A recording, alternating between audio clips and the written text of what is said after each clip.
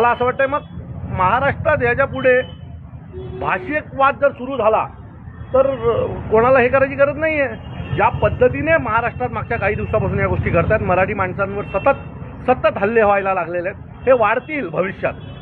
कारण यांच्या हिमती वाढायला लागल्यात. त्यांना जर आत्ताच ठेचलं नाही तर मला वाटतं भविष्यात प्रत्येक मराठी माणसाला चौकात मारलं जाईल. त्यामुळे माझी विनंती आहे सर्व मराठी माणसाला एकत्र या, नाही तर जोपर्यंत तुमच्यावर कोणी फटके टाकत नाही तोपर्यंत तुम्ही असेच लांबून बघत राहणार असाल आणि या सगळ्याला जर बघून तुम्ही कानाडोळा करणार असाल तर एक दिवस हा प्रसंग प्रत्येक मराठी माणसावर येईल आणि त्या दिवशी तुम्हाला महाराष्ट्रात राज ठाकरेंची किंमत कळेल.